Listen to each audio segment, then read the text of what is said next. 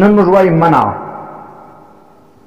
منع مخته موږ ویلې ولا نن د منع تفصیلي بحث موږ وایو. منع څه ته وایي؟ په اصطلاح د مناظرې کې طلب الدلیل على مقدمة معینة. منع وایي دلیل طلبول پر یو مقدمه معینه باندې. ويسمى ذلك الطلب مناقضة ونقضا تفصيليا. او دې ته بیا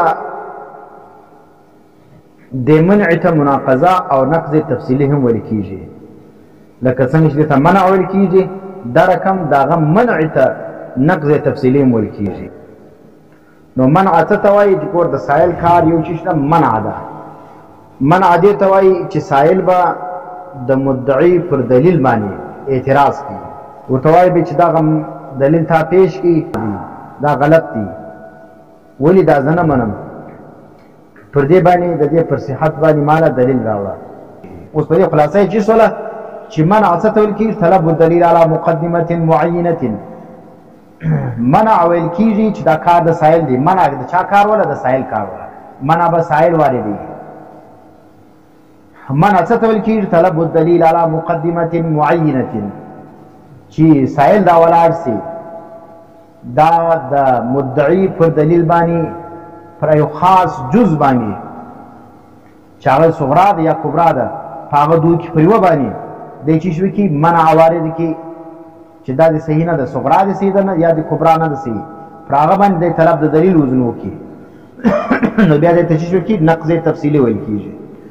یو نقض په دوه قسم شو. خلاصه چې څو نقض په دوه قسم دي، یو نقض اجمالی دی، یو نقض تفصیلی دی.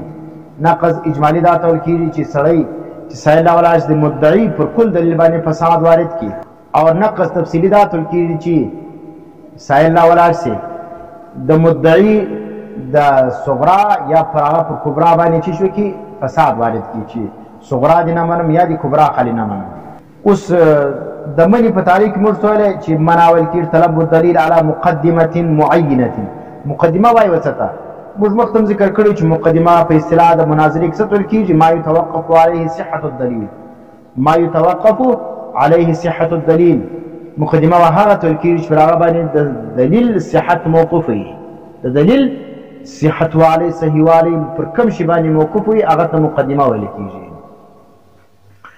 ښه، اوس یو دا خبرې ذکر یو اعتراض کېږي چې منع چې کوم دا پر مقدمه معینه باندې پر هغه باندې دلیل طلبول ته چې ویل کېږي منع ویل کېږي.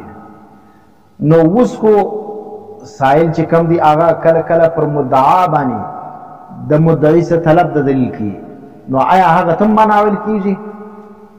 نو جواب دا دی چې هغه ته منع نه ویل کېږي. په اصطلاح د مناظرې کې چې سائل د مدعي څخه پر دعوه باندې طلب د دلیل وکړي دا ته چې شنو کېږي دا ته منع نه ویل کېږي. چې سائل راولاړ سي مدعي پر دعوه باندې دلیل پیش کړي، هغه دلیل پر فساد باندې دی چې شو کې دغه څه پر صحت باندې دی چې شو کې دغه څه دلیل وغواړي چې دا صحیح نه دی، که ته صحیح کوې نو دلیل پیش کړه. نو جواب چې سلو جواب دا دی چې تعریفاتو کې د حیثیاتو اعتبار شته. حیثیت چې تبدیل سي اعتبار هم بدلیږي. مقدمه معینه باندې چې طلب د دلیل رالي د چې شو کې د منع ویل کېږي. فاصله د مدعا یا د دعوی پر دغه باندې پر صحت باندې دلیل څوک غواړي هغه ته منع نه ویل کېږي. نو ځکه موږ چې کوم دی هغه وایو چې دلته حیثیت یې بدل دی. پر مدعا باندې چې طلب د دلیل کېږي دا په حیثیت د چیز باندې د دعوی باندې